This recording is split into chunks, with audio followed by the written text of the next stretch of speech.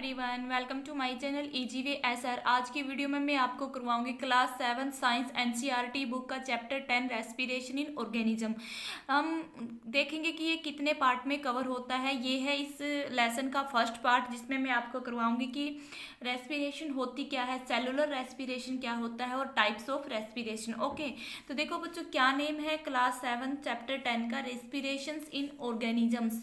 Respiration क्या होता है बच्चों? श्वसन। ऑर्गेनिजम्स क्या होते हैं? जीव। मतलब क्या है, चैप्टर का नेम क्या है? जीवों में श्वसन। ठीक है, तो देखो बच्चों क्या होता है, पहले मैं इसका थोड़ा इंट्रोडक्शन करवाऊंगी कि जैसे हम क्या करते हैं, तेजी से कोई भी काम करते हैं, दौड़ के कहीं जाना होता है हमें। जैसे इस चैप्टर में बताया कि एक भूजो है, वो क्या करता है, जल्दी जल्दी दौड़ता है। तो ठीक है, तो वो उसके जो ग्रैंड फादर हैं, ग्रैंड मदर है, वो उससे पूछती है कि आप ऐसे हाफ क्यों रहे हो। ठीक है, तो वो बोलता है कि मैं जल्दी जल्दी दौड़ के आया हूँ, तो इसलिए उसके क्या है, वो सांस है वो फूल रही है। ठीक है, फिर बूचो के दिमाग में क्वेश्चन अराइज होता है कि जब हम तेजी से कोई काम करते हैं या दौड़ते हैं, तो हमारा जो ब्रीथिंग रेट है वो फास्टर क्यों हो जाता है। ठीक है, तो क्या आया उसके दिमाग के अंदर क्वेश्चन, देखो बच्चों क्या है। Question got stuck in his mind, he wondered why running make a person breathe faster. कि जब दौड़ते हैं ना, तो जो व्यक्ति है, पर्सन है, उसका जो ब्रीथिंग का रेट है वो फास्ट क्यों हो जाता है। ठीक है,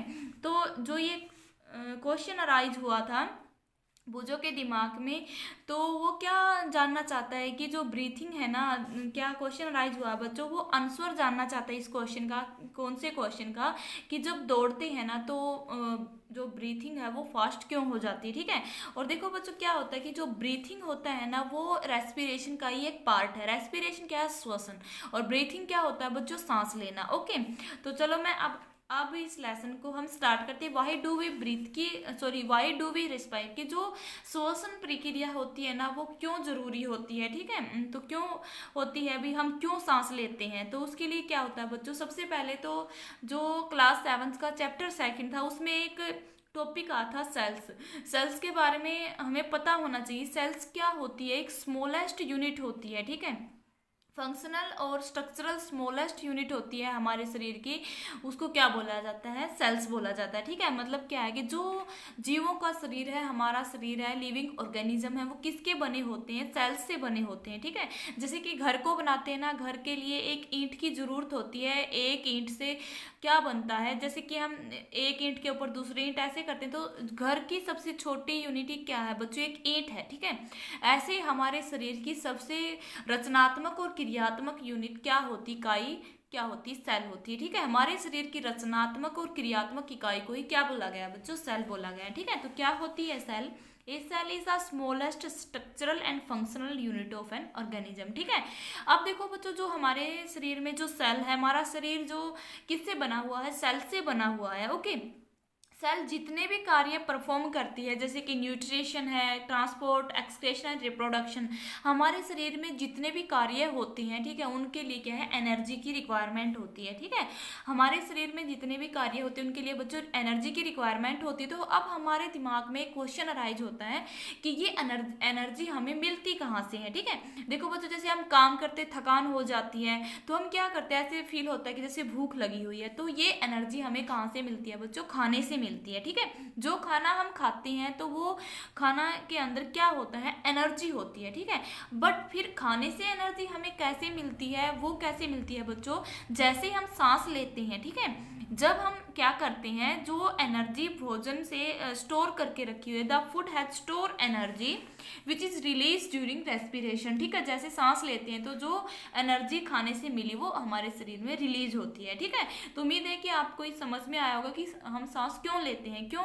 क्योंकि सांस लेने से हमारे शरीर में जो खाने से एनर्जी मिलती है वो रिलीज होती है, और उस एनर्जी का यूज करते हैं हम जो भी डेली लाइफ में हम वर्क करते हैं उनके लिए। ठीक है, तो देखो बच्चों क्या है, वाई डू वी रेस्पायर, क्यों सांस लेते हैं? तो देखो बच्चों क्या होता है, we require energy when we are eating, sleeping और रीडिंग। चाहे हम पढ़ रहे हो, सो रहे हो, खा रहे हो, उनके लिए हर काम को करने में, सोने में, उठने में, बैठने में, चलने में, हर कार्य को करने में क्या होता है? एनर्जी की रिक्वायरमेंट होती है। ठीक है, this energy is release from food during respiration. ठीक है, और ये एनर्जी क्या होती है बच्चों? रिलीज होती है खाने से, जो खाना हमने खाया है जब हम सांस लेते हैं। ठीक है, उम्मीद है कि आपको ये टॉपिक समझ समझ में आया होगा।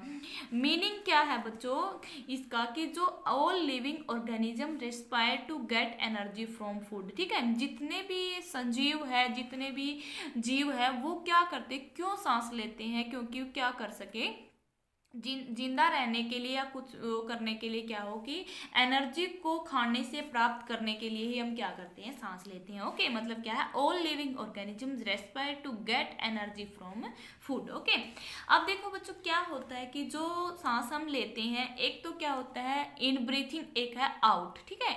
जब क्या होता है वी ब्रीथ आउट एयर, ठीक है। जब हम सांस लेते हैं, मान लो सांस हम बाहर छोड़ते हैं, जो सांस के द्वारा हवा को हम बाहर छोड़ते हैं, तो उस हवा के अंदर, उस एयर के अंदर कार्बन डाइऑक्साइड ज़्यादा मात्रा में होती है। मीनिंग क्या है कि जब हम सांस लेते हैं, जब सांस को अंदर की साइड लेते हैं तो ऑक्सीजन जाती है हमारे शरीर में, और जब हम सांस को बाहर छोड़ते हैं तो बच्चों उसमें क्या होती है, कार्बन डाइऑक्साइड, जिसका फार्मूला क्या होता है CO2। CO2 क्या है बच्चों, carbon dioxide. Okay, we breathe in, we breathe out, जब सांस बाहर छोड़ते हैं तो एयर के अंदर क्या होता है, carbon dioxide. Okay, we breathe in air rich in oxygen, जब हम सांस अंदर लेते हैं तो क्या होता है, उस सांस के साथ हम ऑक्सीजन को लेते हैं। मीनिंग क्या है बच्चों, हम सांस अंदर लेते हैं तो ऑक्सीजन जाती है शरीर में, और जब हम सांस को बाहर छोड़ते हैं तो क्या निकलती है, कार्बन डाइऑक्साइड। ओके, अब देखो एक इंपॉर्टेंट टॉपिक है, ये एग्जाम के अंदर बहुत बार पूछा जाता है, सेलुलर रेस्पिरेशन। ओके,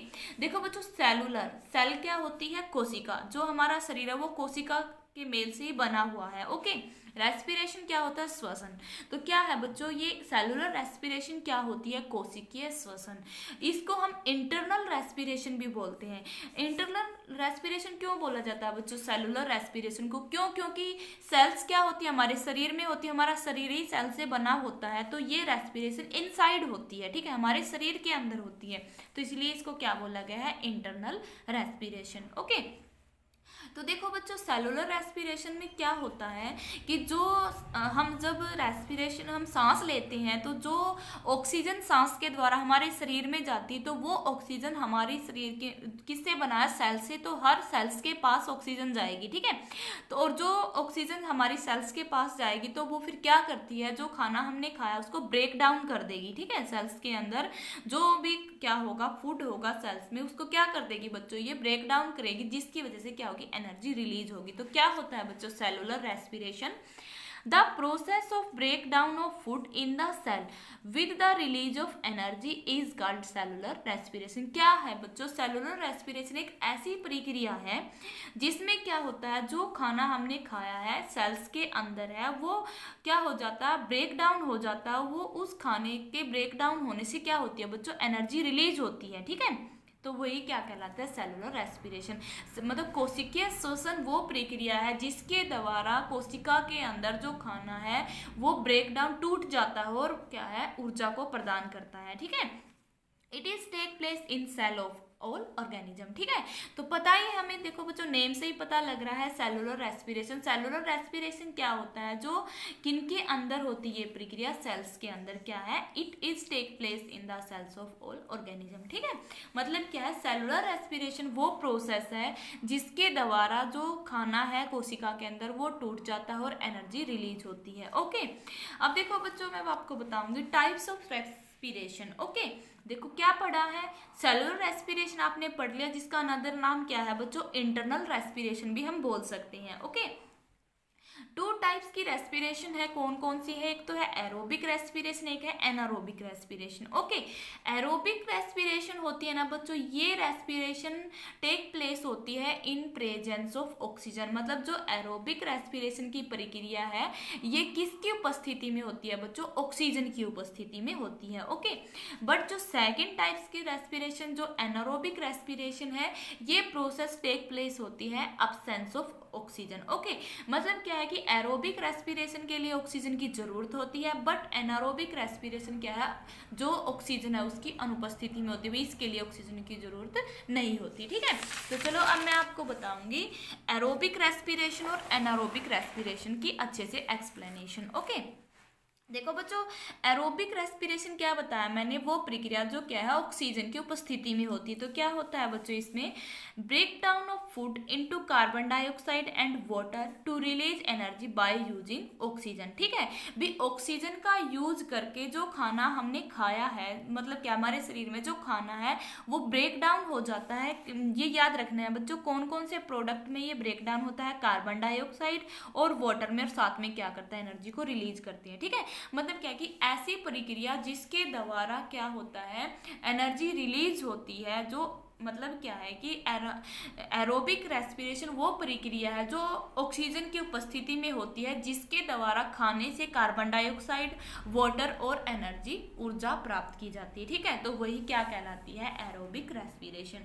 मतलब क्या है, aerobic respiration are those process in which break down of food into carbon dioxide and water to release energy by using oxygen। ठीक है, तो देखो बच्चों इसकी इक्वेशन क्या बनेगी, जैसे कि ग्लूकोज, ग्लूकोज क्या है, फूड है, फूड से ही हमें क्या मिलती है, ऊर्जा मिलती है। ओके, तो ग्लूकोज है, यहाँ पे फूड भी लिख सकते हो। ठीक है, तो जब जो खाना हमने खाया है उससे क्या है, एनर्जी रिलीज होती, साथ में एनर्जी रिलीज होगी, साथ में कार्बन डाइऑक्साइड और वाटर, लेकिन किसकी प्रेजेंस में होगा, ऑक्सीजन की प्रेजेंस में। ओके, तो क्या होता है बच्चों, जो ये एरो है, एरो के लेफ्ट साइड में होती है रिएक्टेंट और एरो के राइट साइड में होती है प्रोडक्ट। ठीक है, जो आप बड़ी क्लास में पढ़ोगे, बस आपको इतना ही जानना है कि ये रिएक्टेंट है और ये प्रोडक्ट है। ठीक है, प्रोडक्ट क्या होता है बच्चों, जो फाइनली रिजल्ट मिलता है किसी भी रिएक्शन से।